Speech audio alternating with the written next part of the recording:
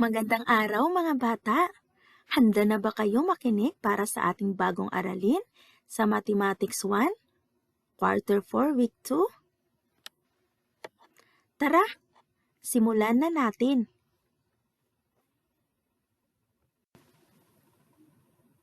Ang ating paksa ay tungkol sa pagtuklas ng araw o buwan gamit ang kalendaryo.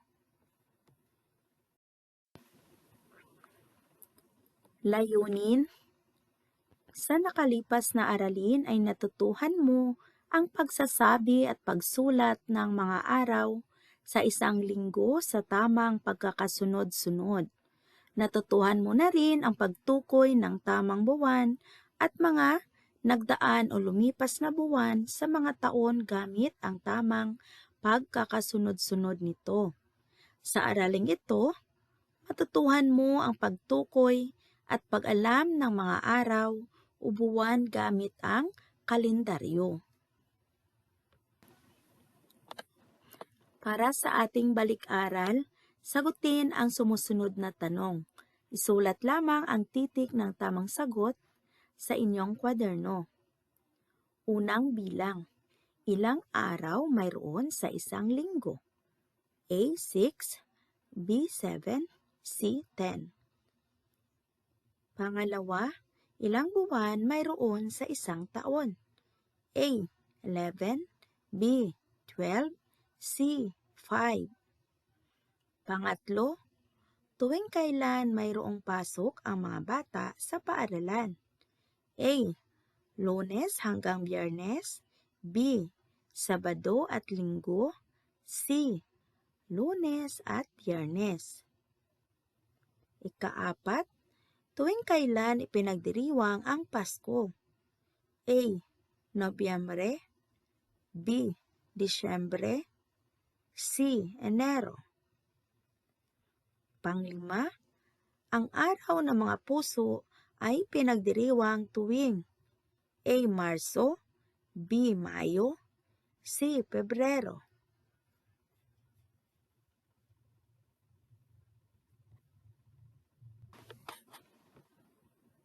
Tingnan ang halimbawa sa ibaba.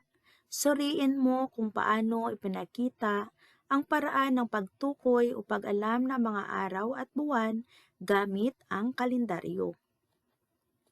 Basahin po natin.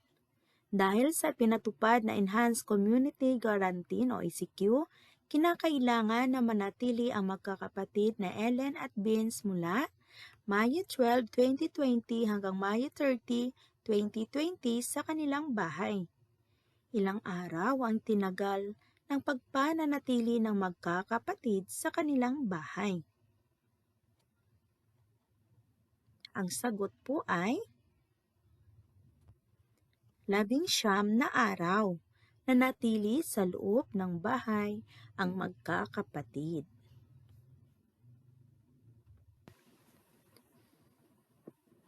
Narito po ang solusyon 1. Sa solusyon 1 po natin, Mayo 30, 2020, Mayo 12, 2020. So meron po tayong 18 na araw o 18. So taon na buwan at araw, di ba?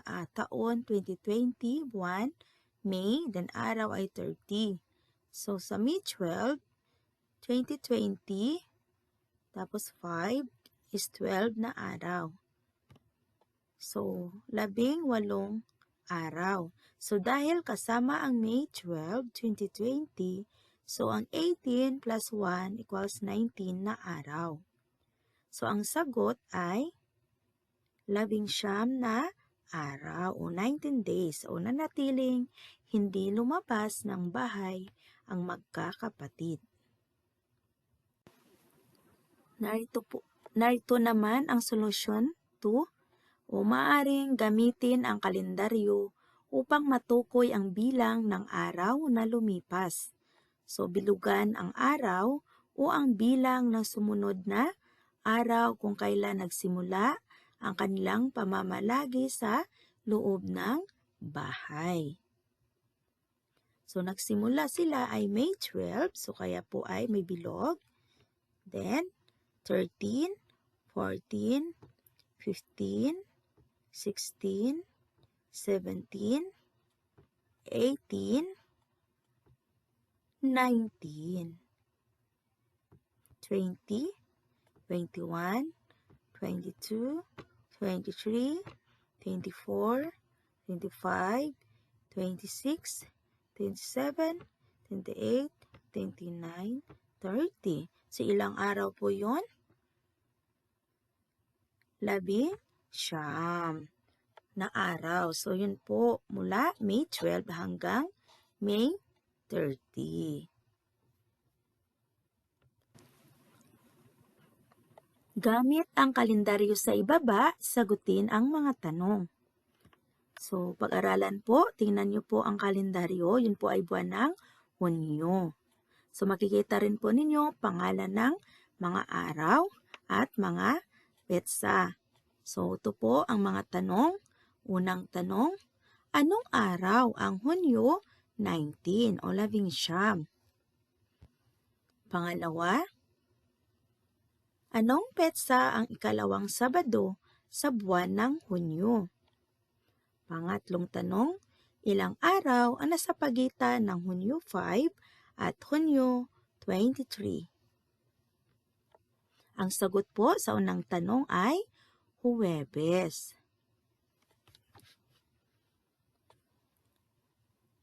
Pangalawa, tamang sagot ay Hunyo 14. Yun po ay ikalawang Sabado sa buwan ng Hunyo. Sa pangatlo naman po, ang tamang sagot ay 17 na araw. Yun po ay nasa pagitan ng Hunyo 5 at Hunyo 23.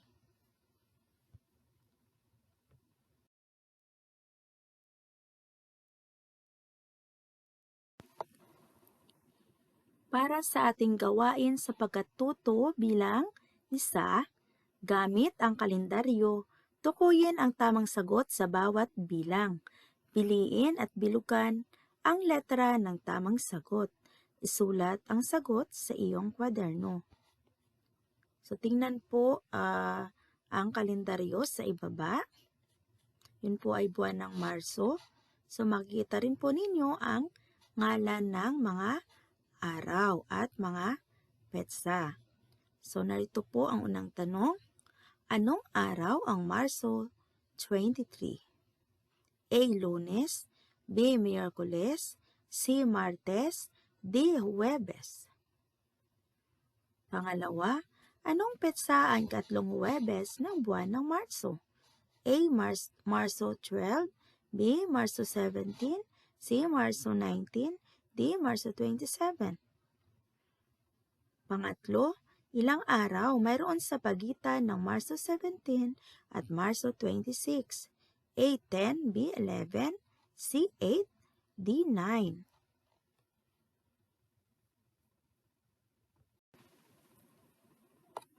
Ikaapat, ilang araw ng Martes mayroon ang buwan ng Marso? A. 2, B. 1, C. 3, D. 4. Panglima, ilan lahat ang bilang ng araw na makikita sa kalendaryo mula Lunes hanggang Biyernes? A. 21, B. 20, C. 30, D. 31.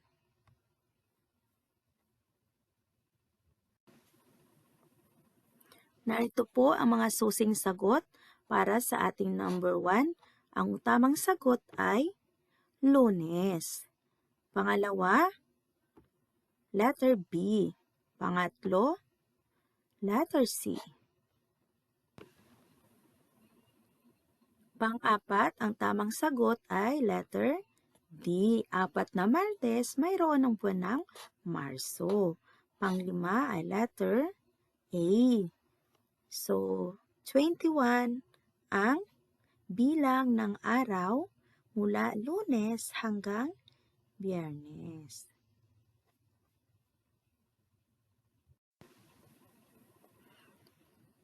Para po sa ating gawain sa pagkatuto bilang 2, basahin ang talata at sagutin ang tanong sa ibaba.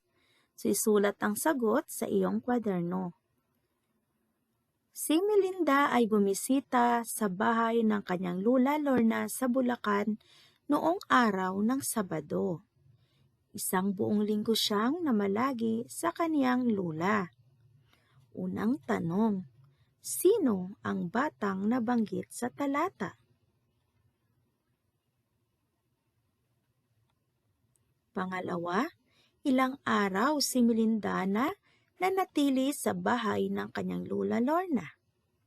Pangatlong tanong, anong araw nakabalik si Melinda sa kanilang bahay?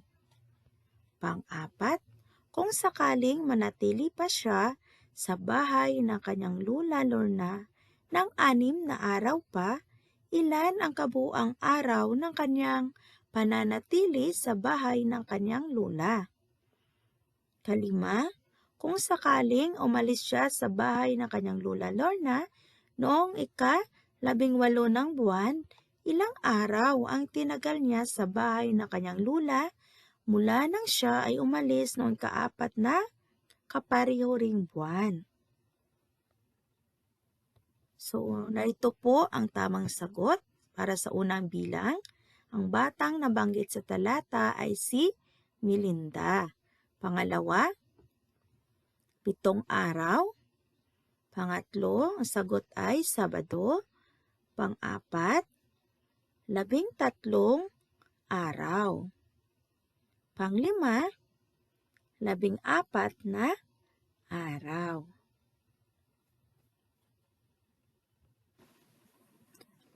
Basahin at unawain ang parirala sa ibaba. Piliin ang tamang salita at isulat sa patlang. Gawin ito sa iyong kwaderno. Ang isang linggo ay may blank na araw. Ilang araw kaya ang isang linggo? Blank ang simula ng pagkakasunod-sunod ng mga araw. Mayroon naman na blank bilang ng araw sa kalendaryo. So, pipili po kayo sa loob ng kahon.